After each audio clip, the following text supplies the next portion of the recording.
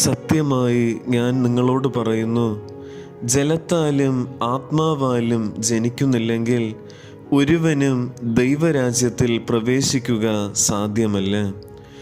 ഉദ്ധിതനായ ക്രിസ്തുവിൽ എത്രയും സ്നേഹം നിറഞ്ഞവരെ, ഇന്ന് സഭാമാതാവ് നമുക്ക് വിചിന്തനത്തിനായി നൽകിയിരിക്കുന്ന വചനഭാഗം യോഹന്നാന്റെ വിശുദ്ധ സുവിശേഷം 3-ാം അധ്യായം 1 മുതൽ 8 വരെയുള്ള വചനഭാഗങ്ങളാണ്. ഇന്നത്തെ സുവിശേഷത്തിൽ ഫരിസേയ പ്രമാണിയായിരുന്ന നിക്കോദേമോസ് ക്രിസ്തുവിനെ കണ്ടുമുട്ടുന്നതും ക്രിസ്തുവുമായി സംഭാഷണത്തിൽ ഏർപ്പെടുന്നതിനെയും കുറിച്ചാണ് നാം വായിച്ചു കേൾക്കുക. നിക്കോദേമോസ് സമ്പന്നനായ ഒരു ഫരിസേയനായിരുന്നു.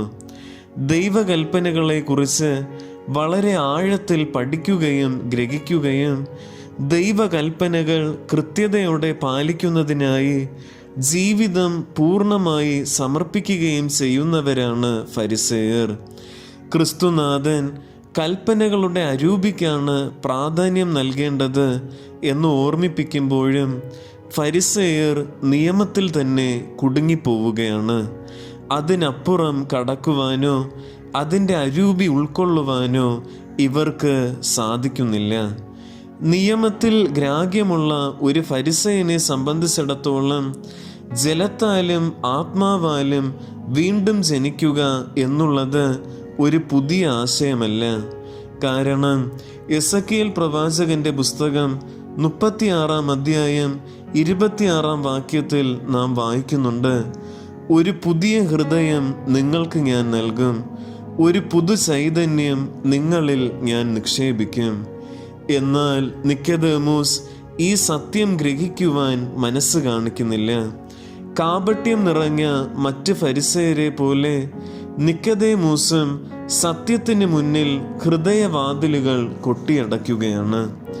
ജലത്താലും ആത്മാവാലും വീണ്ടും ജനിക്കുക എന്നതുകൊണ്ട് അർത്ഥമാക്കുന്നത് അമ്മയുടെ ഉദരത്തിൽ വീണ്ടും പ്രവേശിക്കുക എന്നതല്ല.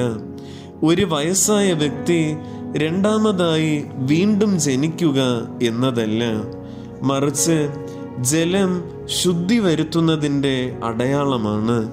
ക്രിസ്തു നമ്മുടെ ജീവിതങ്ങളിൽ പ്രവേശിക്കുമ്പോൾ, നമ്മൾ ക്രിസ്തുവിനെ പൂർണ്ണ ഹൃദയത്തോടെ സ്നേഹിക്കുമ്പോൾ നമ്മുടെ പഴയ പാപങ്ങൾ ക്ഷമിക്കപ്പെടുകയും മറക്കപ്പെടുകയും ചെയ്യുകയാണ്. ആത്മാവ് ശക്തിയുടെ അടയാളമാണ്.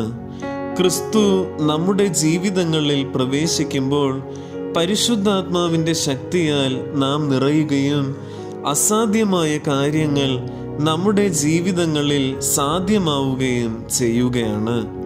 ഇപ്രകാരം ജലവും ആത്മാവും നമ്മുടെ നാളുകളിൽ നാം ക്രിസ്തുവിനോട് ചേർന്ന് നിന്നാൽ നമ്മുടെ ജീവിതങ്ങളിൽ വലിയ വിജയം നമുക്ക് ലഭിക്കും എന്ന ഉറപ്പ് നമുക്ക് പ്രദാനം ചെയ്യുകയാണ്. ഒപ്പം ആത്മാവിൽ ജനിക്കുന്ന ഏവനും പരിശുദ്ധാത്മാവാൽ നിറയപ്പെടും എന്ന പ്രത്യാശയും ക്രിസ്തുനാഥൻ നമുക്ക് നൽകുന്നു. പരിശുദ്ധാത്മാവിൻ്റെ പ്രവർത്തനങ്ങൾ അവനിലൂടെ നമുക്ക് അനുഭവിക്കുവാൻ സാധിക്കുകയും ചെയ്യും. പ്രിയപ്പെട്ടവരെ, പലപ്പോഴും ഫരിസേയരെ പോലെ നിയമങ്ങളിൽ നാം കുടുങ്ങിപ്പോകാറുണ്ട്. എന്തുകൊണ്ട് ഇങ്ങനെ, എന്തുകൊണ്ട് അങ്ങനെ എന്ന് നാം പല ചോദ്യങ്ങളും ഉയർത്താറുണ്ട്. ഇന്നത്തെ സുവിശേഷത്തിലൂടെ ക്രിസ്തുവിൻ്റെ ഓരോ വാക്കുകളും അക്ഷരം പ്രതി എടുക്കാതെ അവയുടെ അരൂപിയും ആന്തരിക അർത്ഥവും മനസ്സിലാക്കി നമ്മുടെ ജീവിതങ്ങളിൽ അവ പ്രാവർത്തികമാക്കുവാൻ ക്രിസ്തുനാഥൻ നമ്മെ ക്ഷണിക്കുകയാണ്. അപ്രകാരം ക്രിസ്തുവിൻ്റെ അനുഗ്രഹ വചസ്സുകളുടെ അർത്ഥവും ആഴവും മനസ്സിലാക്കി നമ്മുടെ അനുദിന ജീവിതങ്ങളിലെ പ്രായോഗിക തലങ്ങളിൽ നമുക്കിവ പ്രയോജനപ്പെടുത്താം. ഇതിനുള്ള കൃപാവരത്തിനായി നമുക്ക് പ്രാർത്ഥിക്കുകയും ചെയ്യാം. സർവശക്തനായ ദൈവം നമ്മെ ഓരോരുത്തരെയും സമൃദ്ധമായി അനുഗ്രഹിക്കുമാറാകട്ടെ.